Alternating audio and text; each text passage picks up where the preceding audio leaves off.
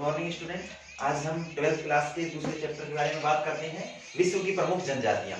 देखो, अगर हम जनजातियों की बात करें तो जनजाति वे जातियां होती हैं जिनकी संख्या संपूर्ण विश्व में सामान्य से कम है, यानी जिनकी जनसंख्या सामान्य स्थिति से कम जनसंख्या है या अन्य जातियों की तुलना में जिनकी जनसंख्या वास्तविक रूप से बहुत कम है, ऐसी जातियों को हम जनजातियों की श्रेणी में रखते हैं। अगर विश्व में हम जनजातियों की बात करें तो सबसे पहले हम बात करते हैं ध्रुवीय एवं ठंडे प्रदेशों की। अगर ध्रुवीय और ठंडे प्रदेशों की जनजाति की बात करें तो एस्किमो जनजाति और सेमोयड्स जनजाति जो है, एस्किमो और सेमोयड्स जनजाति जो है विश्व के ध्रुवीय एवं ठंडे प्रदेशों में निवास करने वाली जनजातियां हैं। उसके बाद हम विषुवतरेखीय वनों की बात करें। विषुवतरेखीय वनों में पिग्मी है, सेमांग है, सकाई है।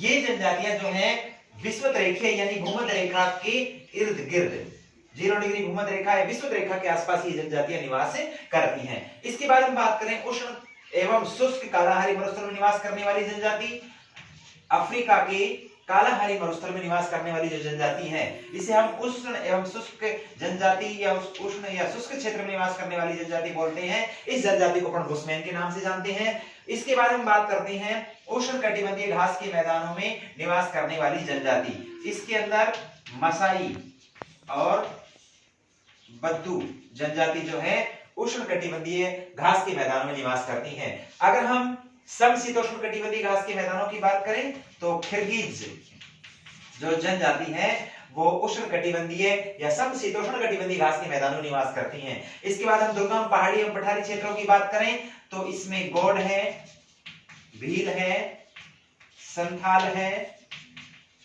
मीना है, ठीक है। ये जनजातियां जो हैं दुर्गम पहाड़ी एवं पठारी क्षेत्रों में निवास करने वाली जनजातियां हैं। तो इस तरीके से विश्व की समस्त जनजातियों को अपन क्षेत्रों के हिसाब से, वहां की जलवायु के हिसाब से अलग अलग पार्ट में डिवाइड करते हैं। अब इसके बाद हम बात करते हैं इनमें से किसी एक जनजाति के बारे में। जैसे हम इस चैप्टर में एस्किमो के बारे में पढ़ेंगे, बुशमैन के बारे में पढ़ेंगे, उसके अलावा गौड़ और भील, ये 4 जनजाति हम मुख्य रूप से यहाँ पढ़ेंगे। सबसे पहले हम बात करते हैं आज एस्किमो की। अगर हम एस्किमो की बात करें तो एस्किमो शब्द जो है उसका शाब्दिक अर्थ होता है कच्चा मांस खाने वाला। एस्किमो, एस्किमो का शाब्दिक अर्थ है कच्चा मांस खाने वाली जनजाति, अर्थात बर्फीले प्रदेशों में निवास करने वाली जनजाति। अगर हम इस जनजाति की बात करें तो ये जनजाति जो है जिन प्रदेशों में निवास करती है वहां वर्ष भर तापमान जो है वो 0 डिग्री सेंटीग्रेड से नीचे रहता है, यानी लगभग 0 डिग्री से ऊपर टेम्परेचर जो है यहाँ कभी भी नहीं आता। अगर हम इस जनजाति की बात करें तो ये जनजाति जो है वो मंगोल प्रजाति से संबंधित है। इस जनजाति के अगर हम निवास क्षेत्रों की बात करें तो विश्व के अगर मानचित्र में अपन देखेंगे तो ये जनजाति जो है विशेष रूप से अलास्का, ये अलास्का हुआ, ये उत्तरी कनाडा, ये ग्रीनलैंड, स्कैंडिनेविया में इस जनजाति को लैप्स जनजाति कहा जाता है। उसके बाद ये उत्तरी साइबेरिया में सेमोयड्स है, याकूत है, चुक्ची है, ये सभी जनजातियां जो हैं इस पूरे प्रदेश में निवास करती हैं। यानी ये बेरिंग जलडमरू मध्य तक, कहने का मतलब अलास्का के बाद उत्तरी कनाडा, ग्रीनलैंड, स्कैंडिनेविया, उत्तरी साइबेरिया के पूरे क्षेत्र में ये जनजाति निवास करती है। बेरिंग जलडमरू मध्य तक ये जनजाति जो है वो पाई जाती है। तो विश्व में इन क्षेत्रों में विशेष रूप से ये जनजाति निवास करती है, एस्किमो जनजाति। अब हम बात करते हैं एस्किमो जनजाति जो है जिन बर्फीले प्रदेशों में निवास करती है, उन बर्फीले प्रदेशों में एस्किमो जनजाति द्वारा विशेष रूप से अगर हम रोजगार की बात करें तो कौन से कार्य किए जाते हैं। ये एक प्रमुख आखेटक जनजाति है। इसका प्रमुख काम जो है वो आखेट करना है। इसके द्वारा आखेट के लिए जो पद्धति अपनाई जाती हैं उन पद्धतियों को अपन 2 पार्ट में डिवाइड करते हैं। एक अगर अपन बात करें शीतकालीन आखेट, अगर हम शीतकालीन आखेट की बात करते हैं तो एस्किमो जनजाति के शीतकालीन आखेट को हम 2 पार्ट में डिवाइड करते हैं, यानी 2 विधियां इसकी विशेष रूप से इस्तेमाल की जाती हैं। पहली विधि के बारे में अपन बात करें वो है माउपोक और दूसरी विधि है इतुरपाक।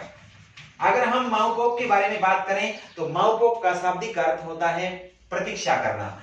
इस विधि के अंदर एस्किमो जो है वो सील मछली या व्हेल मछली का शिकार करने के लिए विशेष रूप से उस शिकार की प्रतीक्षा करता है। किया क्या जाता है कि बर्फ के ऊपर, बर्फ की सतह के ऊपर जिस स्थान पर दरार होती है उस स्थान पर एक वालरस मछली की जो हड्डी होती है उसकी छड़ को लगा दिया जाता है इस तरीके से, और उसके बाद जब सील मछली श्वास लेने के लिए यहाँ आती है तो ये छड़ हिलती है और एस्किमो जो है यहाँ तब तक प्रतीक्षा करता रहता है जब तक कि वो छड़ नहीं हिलती। जैसे वो छड़ हिलती है एस्किमो समझ जाता है कि सील मछली यहाँ आई है और हार्पून नामक भाले का जोरदार प्रहार कर दिया जाता है जिससे सील मछली का शिकार हो जाता है। आसपास की बर्फ को हटाकर वहां से सील मछली को निकाल लिया जाता है। इस विधि को हम माओपोक के नाम से जानते हैं। दूसरी विधि के बारे में बात करें वो है इतुरपाक। इतुरपाक में क्या होता है, एक छिद्र के पास बैठकर जो एस्किमो जो है वो भाला लेकर बैठ जाता है और दाना डालता है। दूसरे छिद्र से जो दूसरा एस्किमो जो है वो इशारा कर देता है, जैसे मछली जो है दाना डालने वाले या भाला लेकर बैठे हुए व्यक्ति के पास पहुंचती है तो वहां जोरदार भाले का प्रहार करके उसका शिकार कर लिया जाता है। यानी एक तरफ दाना डाला जाता है, दूसरी तरफ से दूसरा एस्किमो जो है इसके लिए इशारा कर देता है कि मछली इधर आ रही है और उस मछली का शिकार कर लिया जाता है। ये पद्धति जो है वो इतुरपाक के नाम से जानी जाती है। ये दोनों ही आखेट जो है वो शीतकालीन आखेट है। इसके बाद हम बात करें बसंतकालीन आखेट। अगर हम बसंतकालीन आखेट की बात करें तो एस्किमो द्वारा किए जाने वाले बसंतकालीन आखेट को उतोप कहा जाता है। ये भी इंपॉर्टेंट चीज है कि बसंतकालीन आखेट या एस्किमो द्वारा किए जाने वाली बसंतकालीन आखेट को क्या कहते हैं, उतोप कहते हैं। अब इसके बाद अपन बात करते हैं आखेट के बाद इनके द्वारा अपनाए जाने वाले प्रमुख हथियार, प्रमुख औजार या प्रमुख उपकरण जो ये अपने दैनिक जीवन में प्रयोग करते हैं। अगर हम सबसे पहले बात करें स्लेज, ये क्वेश्चन बहुत बार बोर्ड एग्जाम में आया हुआ है। स्लेज, स्लेज क्या है, पहिए विहीन गाड़ी यानी बिना पहिए की गाड़ी जो बर्फ पर फिसल कर चलती है, जिसे रेंडियर कुत्ते और ध्रुवीय भालुओं द्वारा खींचा जाता है, ये गाड़ी जो है वो स्लेज कहलाती है। इसके बाद अपन बात करें इग्लू।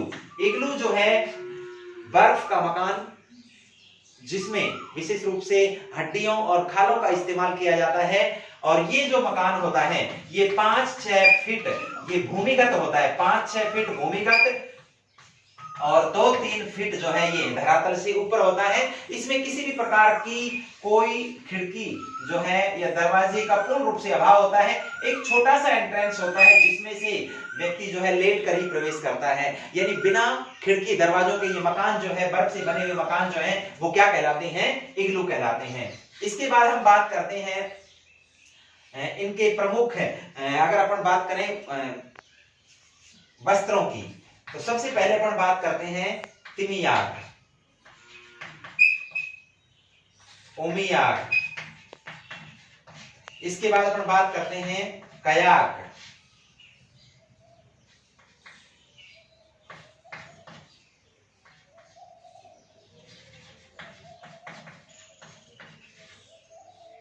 अनोहाक।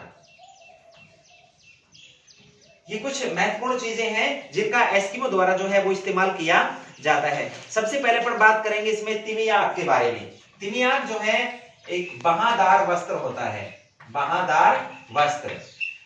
तिमियाक के ऊपर पहने जाने वाला वस्त्र जो होता है वो अनोहाक होता है।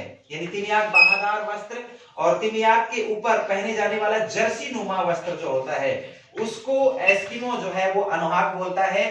कयाक जो है वो एक छोटी नाव होती है जो 5 मीटर लंबी और लगभग 1.5 मीटर चौड़ी होती है। इस छोटी नाव को अपन कयाक बोलेंगे। और एस्किमो द्वारा सील मछली के शिकार के लिए उपयोग में ली जाने वाली बड़ी नाव जो है वो उमियाक होती है। तो तिमियाक एक बाहादार वस्त्र, अनोहाक जो है तिमियाक के ऊपर पहने जाने वाला जर्सीनुमा वस्त्र, कयाक जो है वो छोटी नाव जो 5 मीटर लंबी और 1.5 मीटर चौड़ी होती है। और उमियाक जो है कयाक के ऊपर पहने कयाक की तुलना में बड़ी जो नाव होती है उसे अपन क्या बोलते हैं, उमियाक के नाम से जानते हैं, जिसका उपयोग जो है सील मछली के शिकार के लिए किया जाता है। इसके बाद अपन बात करते हैं कार्मिक के बारे में। कार्मिक जो है वो इन्हें मुकलुस भी कहते हैं और कार्मिक होते हैं जूते जिनका इस्तेमाल जो है वो एस्किमो द्वारा किया जाता है। इसके बाद अगर अपन बात करें हार्पून या हार्पून, हार्पून जो होता है वो एक भाला होता है जिसका इस्तेमाल जो है एस्किमो द्वारा शिकार के लिए किया जाता है। इसके अलावा अगर हम बात करें एस्किमो लोगों के दैनिक जीवन में सील मछली का विशेष महत्व है। इनके द्वारा घरों में दीपक के तौर पर चर्बी को या त्वचा को शुष्क होने से बचाने के लिए सील मछली की खाल को रगड़ा जाता है। उसके अलावा ग्रीष्म काल में सील मछली के तंबों का इनके द्वारा निर्माण किया जाता है, जिसमें ये लोग अपना जीवन यापन करते हैं। तो ये कुछ चीजें हैं जो एस्किमो से जुड़ी हुई हैं। अब इसके बाद अपन बात करते हैं एस्किमो लोगों का वातावरण के साथ समायोजन। अगर हम विश्व की जितनी भी जातियां हैं उन सभी जातियों को देखें तो सबसे ज्यादा वातावरण के साथ कठोर समायोजन है जो एस्किमो के द्वारा देखने के लिए मिलता है। एस्किमो ने सबसे ज्यादा अपने वातावरण के अनुसार अपने आप को अनुकूलित किया है। सबसे कठोर और दुर्गम क्षेत्रों में यही जनजाति निवास करती है। तो इस जनजाति के तुलना में, इस जनजाति के बराबर अगर अपन वातावरण समायोजन की बात करें तो अन्य किसी जाति में देखने के लिए नहीं मिलता। इसके बाद अपन बात करते हैं एस्किमो लोगों का आधुनिकता का प्रभाव। अगर हम 1960 के बाद की बात करें, 1960 के बाद जो है एस्किमो लोगों का संपर्क उत्तरी कनाडा, ग्रीनलैंड, उसके अलावा उत्तरी अमेरिका के देशों के, उत्तरी अमेरिका महाद्वीप के देशों के साथ होने से इनकी दैनिक जीवन, इनकी दिनचर्या में परिवर्तन आया है। इनके द्वारा जो है व्यापारिक गतिविधियां की जाने लगी हैं। स्लेज के स्थान पर इनके द्वारा स्नो स्कूटरों का इस्तेमाल किया जाने लगा है। इसके अलावा उनके द्वारा बालदार जो खाल, जिसे अपन समूर बोलते हैं, समूर का उत्पादन जो है इनके द्वारा बड़े पैमाने पर किया जाता है और उस समूर को उत्पादित करके उत्तरी कनाडा और उत्तरी अमेरिका महाद्वीप के देशों को उनके द्वारा भेजा जाता है। तो यानी वर्तमान समय में इनके द्वारा व्यापारिक गतिविधियां की जाने लगी हैं और इनके द्वारा पुराने और प्राकृतिक जो वस्तुएं जो इस्तेमाल की जाती थी, जैसे कयाक है, उबियाक है, इनके स्थान पर स्वचालित नावों का इस्तेमाल भी इनके द्वारा शिकार के लिए किया जाने लगा है। तो ये सारी चीजें इनके दैनिक जीवन में परिवर्तित हुई है। धीरे धीरे वातावरण के संपर्क में आने से, विकसित देशों के संपर्क में आने से इन लोगों की दिनचर्या में भी परिवर्तन आया है। तो ये जनजाति जो है आपकी एस्किमो जनजाति थी कंप्लीट। इसे नेक्स्ट क्लास में हम पढ़ेंगे बुशमैन जनजाति के बारे में। आज सिर्फ इतना ही।